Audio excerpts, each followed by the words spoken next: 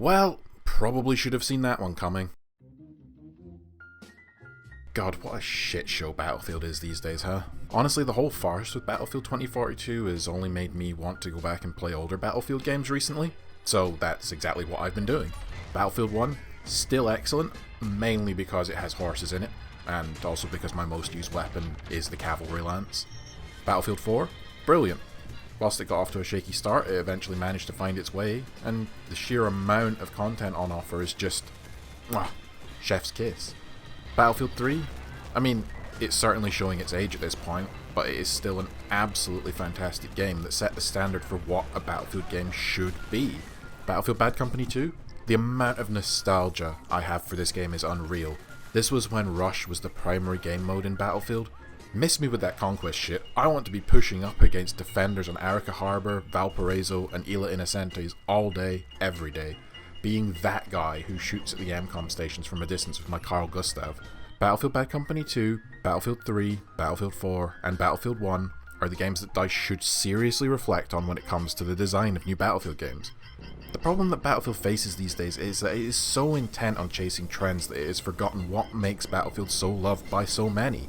It's the simplicity of its concept. Battlefield games don't need to be overly complex to be good, and that's why the focus of this video is on the original. The beginning of sort of where Battlefield finds itself today. I am of course talking about the original Battlefield Bad Company. Oh, looking at this game, it's so clear how far we've fallen. Battlefield Bad Company is a game that is so carefree and fun, and I absolutely love it for that reason alone. This is a Battlefield game that was never released on PC, it was only released on the PlayStation 3 and the Xbox 360. And I'm playing it on a Series X in this footage, just to clarify. I'll openly admit, Bad Company 1 has not aged very gracefully. Some of the control schemes are just absolutely baffling and wild. And the visuals by today's standards are... they're quite chunky.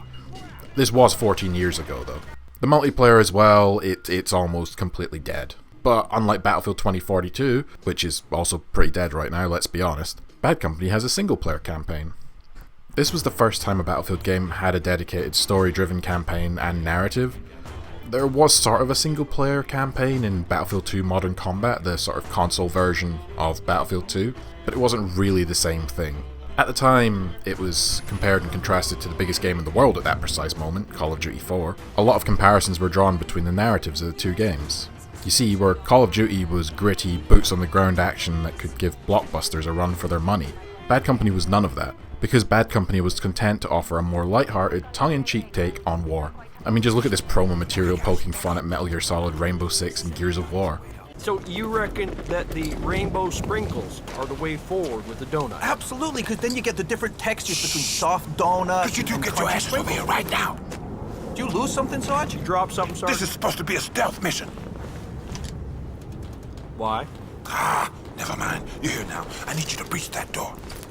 Oh, charades! I know this. It's on the tip of my tongue. Hang on, is it musical? No, it's gotta No? be, Is it- it's a book. No. Okay, sign language 101. This means stay low.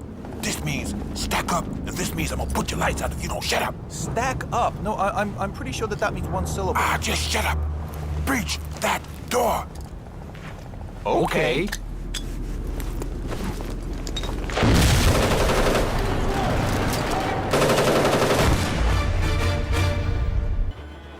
The overall gameplay in Bad Company is average, at best, but where it shines is the dialogue and characterization of its main cast. You've got Sweetwater, the nerdy intellectual of the group, Haggard, the stereotypical redneck trope character, Redford, the no-nonsense sergeant who is literally 2 days from retirement, and then you, Preston Marlowe, who only really talks in cutscenes. But the dynamic between these characters is so goddamn fun. Even when the gameplay is lacking, stuff like this is what keeps me playing. This is our stop. Eyes open, okay? And Sweetwater, just shut up. What? I didn't say anything. But you just did. That's not fair. I know you are, but what am I? Shut up. Bad Company doesn't want to take itself seriously, and it knows it. I mean, this happy-go-lucky attitude is reinforced later on in the game when you mount up inside a golf buggy on a golf course in the middle of a war zone and go for a ride among enemy tanks. Bad Company 1 doesn't give a fuck what you think about it. It's doing what it wants. It's a 7 to 8 hour comedy about 4 guys chasing down some guy in his mythical gold stash, inadvertently invading a small country in the process. I would have loved to have been at that pitch meeting. The whole concept is just so fun and endearing. Oh, and I have to mention, because it took me by surprise when I last played through Bad Company for this video, but can we talk about this audio design? Cover fire! Now!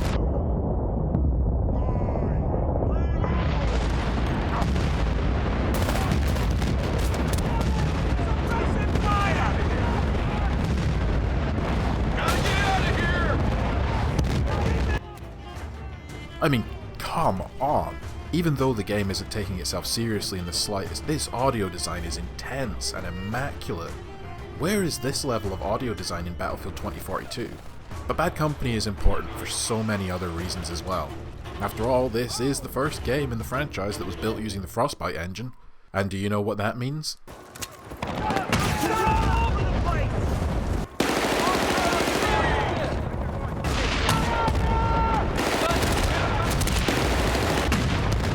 Yep, Bad Company 1 was the first game in the Battlefield series to implement destruction, a series hallmark and staple that has defined it for more than a decade at this point. Somebody might want to let EA and DICE know about that because, yeah, they seem to have forgotten to add it into Battlefield 2042.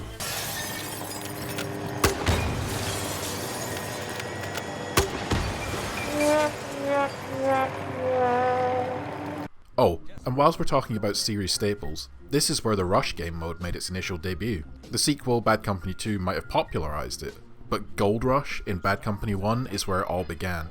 Maps such as Oasis and Harvest Day were classics, and were so popular that they ended up bringing them back for the sequel as well. Playing multiplayer in Bad Company 1 is absolutely clunky as all hell.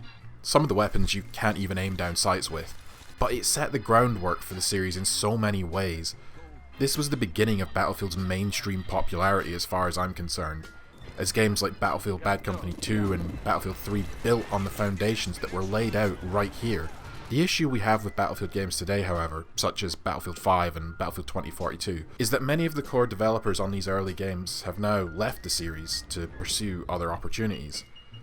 The development teams that are now in charge on projects like Battlefield 2042 largely didn't work on those earlier games. Twin this with the incompetence of EA and we're left with games that have none of the heart and soul that the titles from a decade ago did. Bad Company is special, and I wish it had more recognition as the game that set the stage for the golden years of Battlefield. It's a hidden gem that, thankfully, can still be played on consoles like the Xbox Series X and S all these years later. It shouldn't be forgotten about, and at the very least, and despite how poorly it is aged, if you have an Xbox One or Series X or S with Game Pass, then please do yourself a favour and play through the single player of Bad Company 1. It's an eye-opening experience, and in many ways, it's quite sad, because it genuinely shows how far this once great series has fallen from grace over the years.